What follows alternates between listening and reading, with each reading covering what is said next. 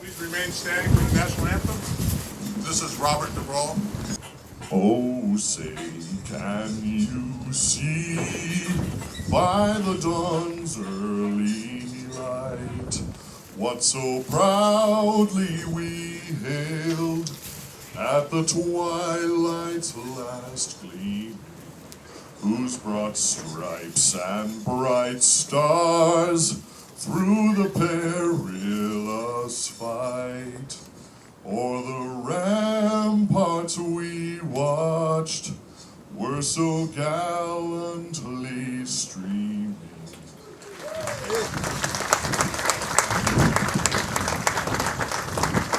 Pledge allegiance to the flag of the United States of America and to the republic for which it stands, one nation, under God, indivisible, with liberty and justice for all.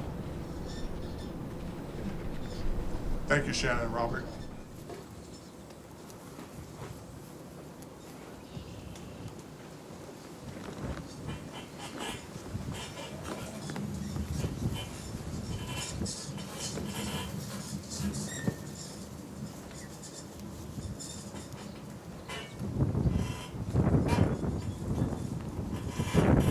Before we begin our activities, we pause to recognize our POWs and MIAs. We call your attention to this small table which occupies a place of dignity and honor.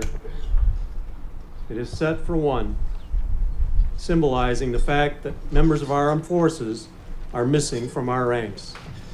We call them comrades. They are unable to be with us and be with their loved ones and families. The table is small, symbolizing the frailty of one prisoner alone against his or her suppressors. The tablecloth is white, symbolic of purity of their intentions to respond to their country's call to arms. The single rose in the vase signifies the blood they may have shed in sacrifice to ensure the freedom of our beloved United States of America.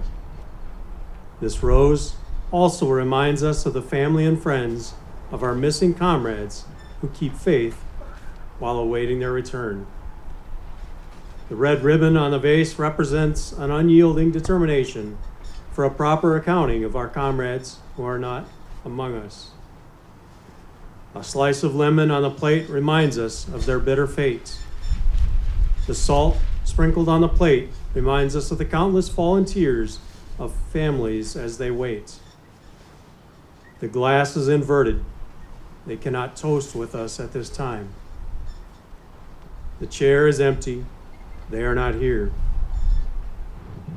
The candle is reminiscent of the light of hope, which lives in our hearts to illuminate their way home, away from their captors to the open arms of a grateful nation. The American flag reminds us that many of them may never return and have paid the supreme sacrifice to ensure our freedom. Let us pray to the Supreme Commander that all of our comrades will soon be back within our ranks. Let us remember and never forget their sacrifice. May God forever watch over them and protect them and their families. All right, so I'm going to introduce our first guest speaker. It is someone that cared for many young men and women in Vietnam. As a U.S. Army nurse administrator and surgical nurse, she earned the Legion of Merit, a Bronze Star, Meritorious Service Medal with 3 oak leaf clusters, the Army Commendation Medal, Army Achievement Medal, National Defense Service Medal, Republic of Vietnam Campaign Medal, the Vietnam Service Medal, the Expert Field Medical Badge, and Order of Military Medical Merit. She served many locations throughout her 29 years of service, including Da Nang, Republic of Vietnam. Please welcome Charlotte Journey.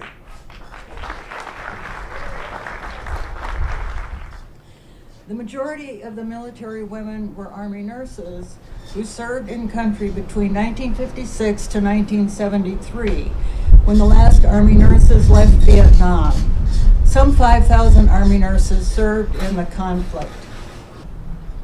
The sacrifices of these women are commemorated at the Vietnam Women's Memorial, and they are remembered by name for their patriotic service, achievement, and courage.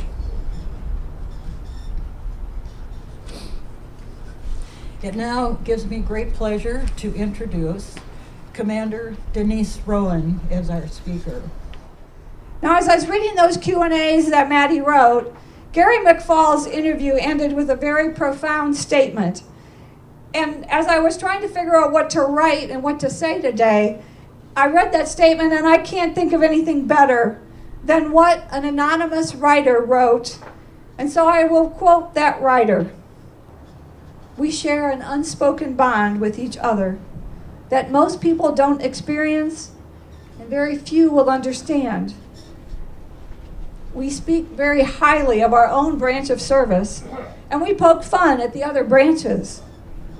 But we know, however, that if needed, we will be there for our brothers and sisters and stand together as one in a heartbeat. Being a veteran is something that had to be earned, and it can never be taken away.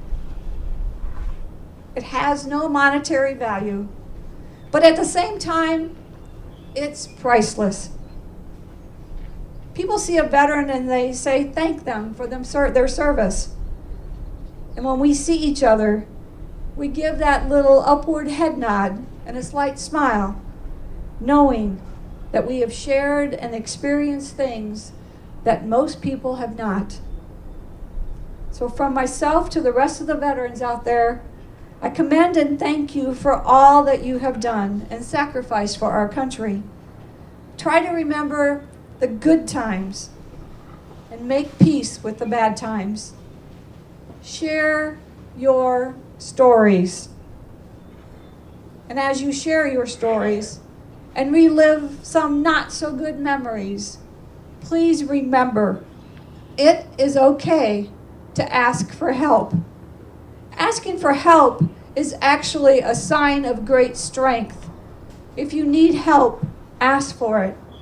That is why we have the Vet Center, the VA hospitals and clinics, the veteran service officers, and so many other services available to help our veterans and our families. Please remember, the Veterans Crisis Line is 988. Press 1 for veterans. It is there for anyone who needs help, and that help includes our family members. I am so grateful for each and every one of you for your contribution to make the United States of America the great country it is. It is the home of the free, because of the brave, because of each and every one of you. God bless you and welcome home.